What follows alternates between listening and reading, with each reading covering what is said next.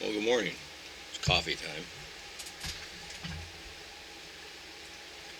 And time to point out a problem with number 12 that showed up and explained what it has some of its little hippity skippity and little issues.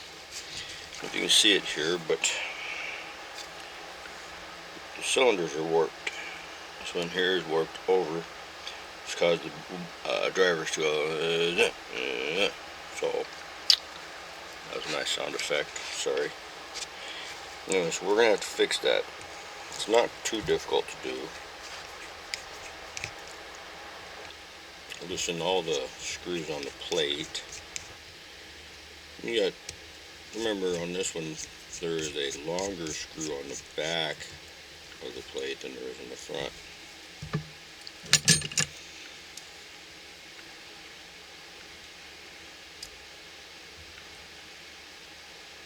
Take the entire plate off, screws and everything. Take off the front truck. And see the one screw that holds it in there. I do not know why it warped, but the split right there. You can see that. I'll tighten this up again and show you. I zoom in. There is a split right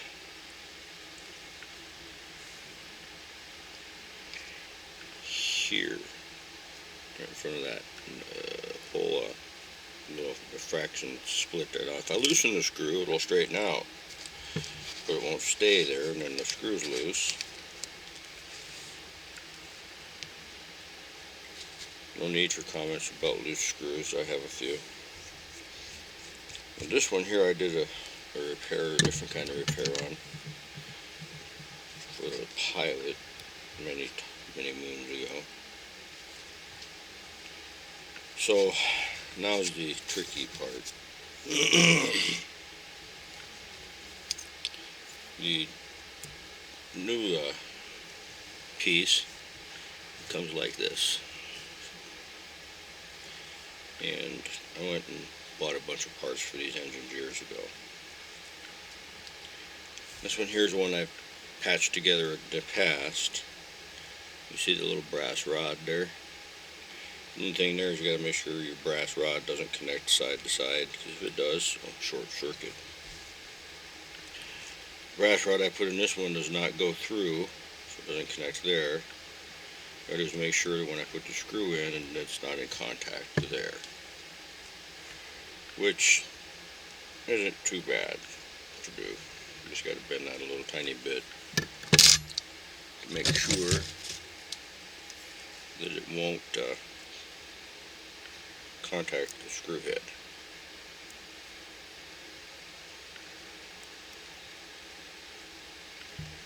No, like that.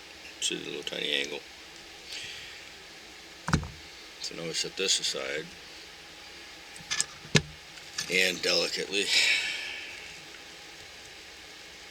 pull this off. Pilot's going to come off just because it's going to anyway. Take it out of the way. The hardest part is on the sides. You have to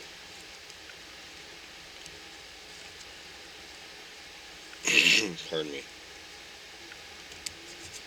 get the crosshead out of there, because it doesn't want to. Oh, that's right. Got to reach in here.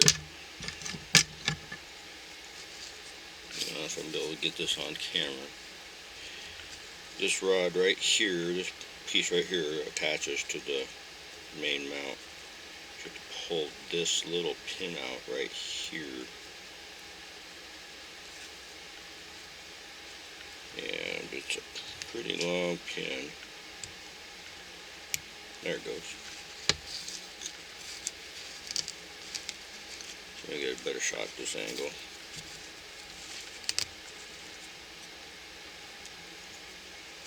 This pin right here, this arm, has to come out. You just pry it up.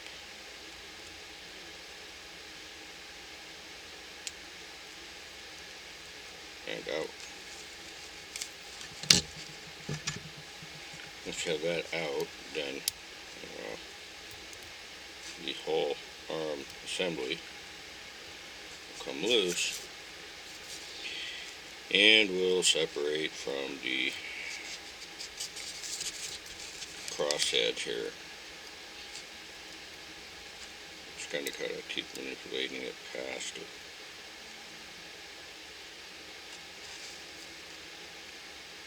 And the crosshead, oh, I gotta remember how to take that out. It's been a couple of months, okay, a long time since I took one of these apart.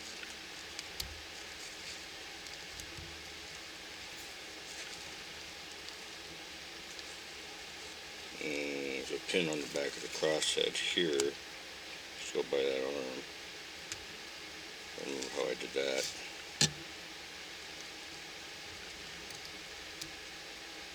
I think I didn't. So I have another one here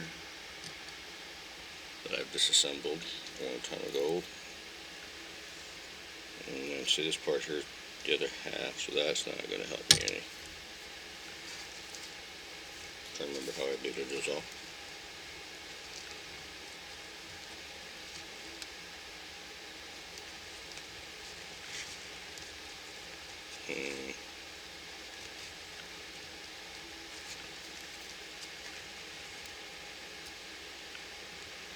Being delicate stuff, you don't want to force anything.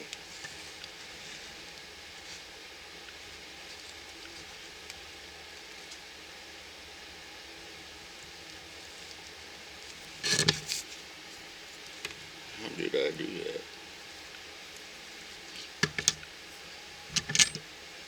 Sometimes memory fails. Yeah, I know, y'all know that.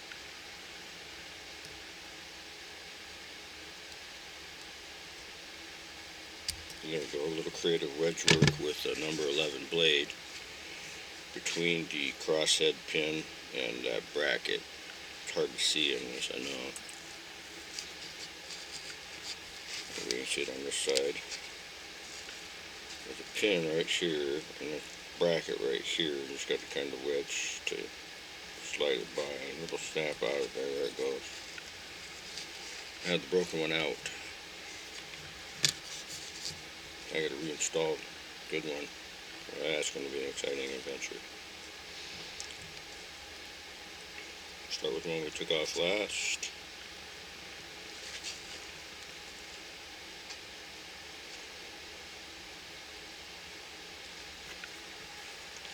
Take a sip of coffee.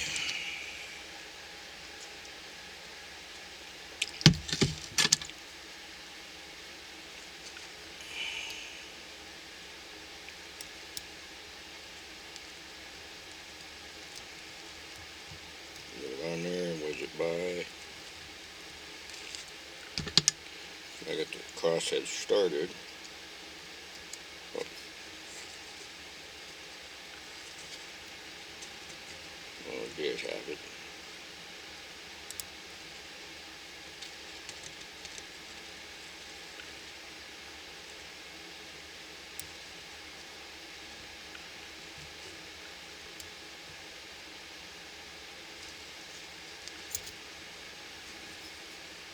Those of you that watched my unboxing video yesterday, new camera,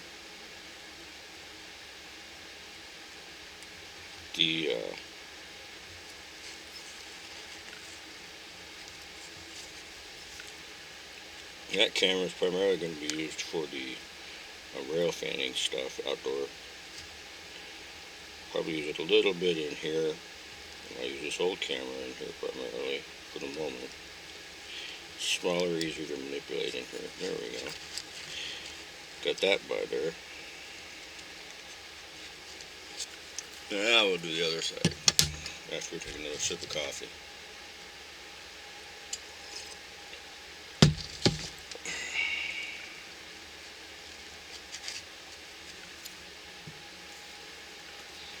And get a hold of the crosshead so that it's straight. There we go.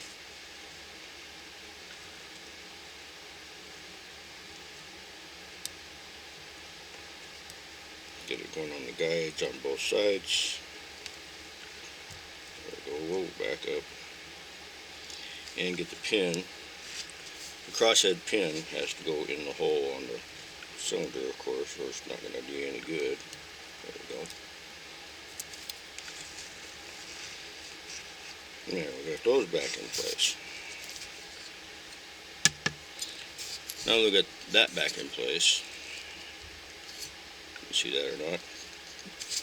We got to put cylinder where it belongs, which is right here, and put these rods back in those little holes they belong in on the side. And it'll take a few. There's also right here, this has to go into the valve mechanism, valve body up there. I'm not really sure what I'm doing. There we go. Get that back in the valve body. There it goes.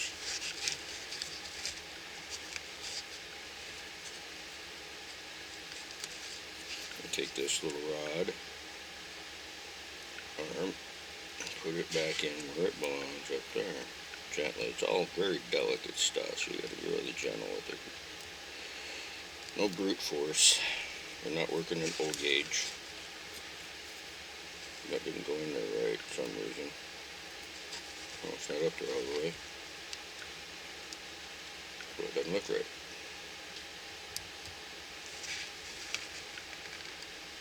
There we go. If you noticed, I got this engine decaled. Lettered for the NP&BH. A full complement of 10 wheelers that I planned, 3 of them.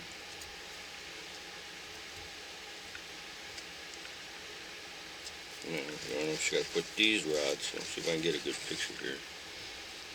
Those go in the valve body. And just kind of got to pull things around and manipulate them a little bit while it's still loose to get it into the valve body.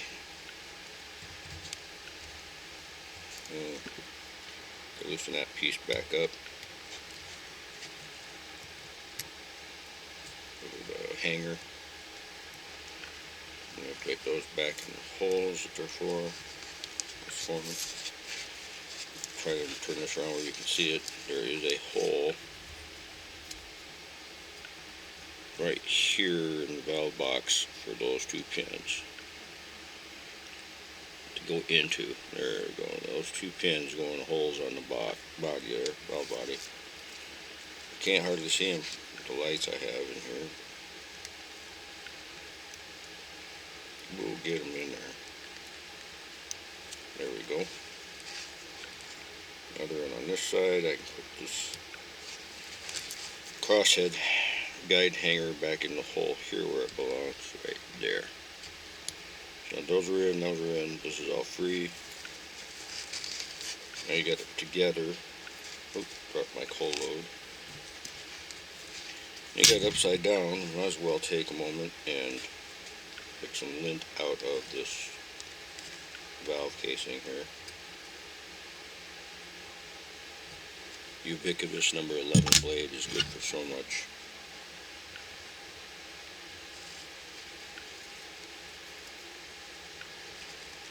The only thing more ubiquitous is lint and dust. It's everywhere. Kind of like goes along with what God said, for out of the dust you were made, to the dust you return. So you get to play with the dust all your life. Or cuss the dust all your life, depending, I guess.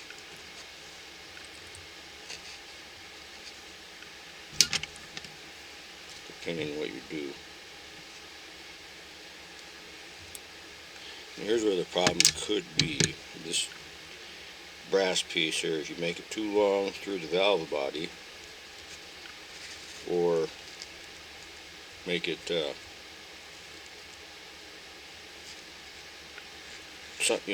contact the screw and it touches the metal here or here, you'd have a short circuit side to side, and then you won't be going anywhere.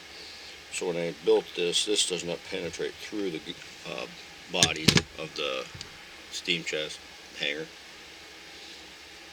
It does not go through the plastic at all.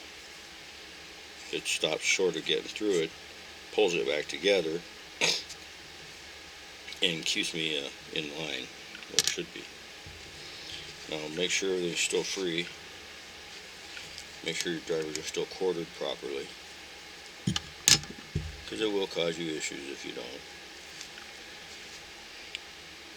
And then we can put stuff back together the rest of the way. This goes back in here. Pony truck. Get the wheel hanger back in, the long screw at the back. Reaches up further into the frame to hold everything together. This engine already has enough lubricant on it. The gears, you don't need more. That running. Turn the engine over gently. On these, the whistle likes to pop out, so be careful. And reinstall the handrails in their holes on the valve. This is an Atlas River Aussie conversion pilot that I put on a long time ago, and I managed to wedge the one handrail.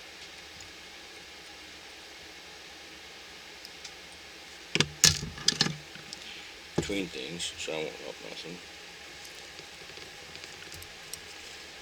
There we go. And I used it, I have to thin the mounting bracket a little and such to make it work on here, but it's doable. Those old Cadee / Micro Trains conversion kits for the River Aussie Mikado Pacific to Cadee in the front. They're useful for a lot of things. I drilled holes here for these to be received into. That's where he's going now. That's where he's at. I'll put the coal load back in it. Fell out. Make my coal load base out of acoustic foam and glue some coal on it. Now it's ready to go back to the layout and test it. So let's wander that way and see what we got. Oops, I'll drop the camera. That'll be bad. Take over. We'll turn on the power strip. Bring it over here. Programming track. Do this without dropping the camera. Good idea.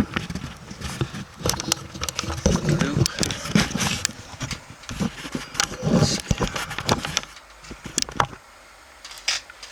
I don't think I'm square. No, it's not. But it's close enough.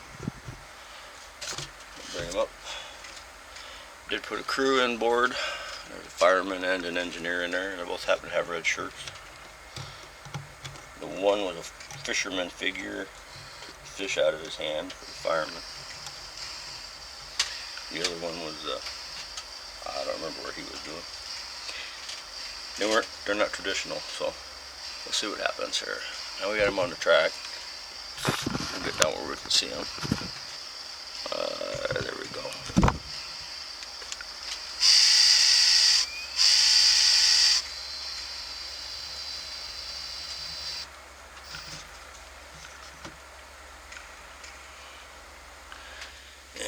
Put the camera down here, and there's the valve gear,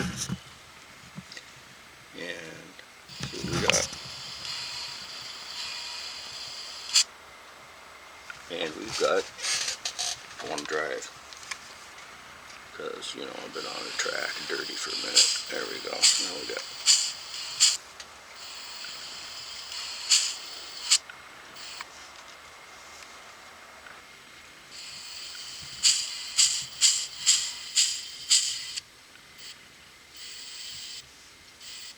And when it's not doing the hippity skippity thing, valve wash motion actually looks good. I'm going to do a little cheap wash and dirty here. Add a little weight to the body. Get a backup move.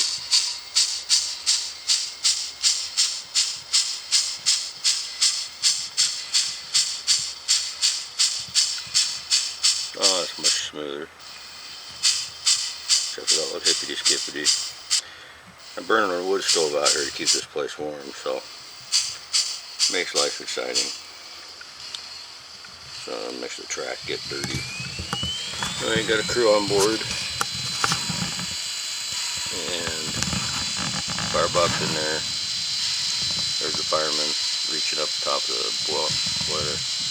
Brakeman Shanny has a light, backup light. Away we go.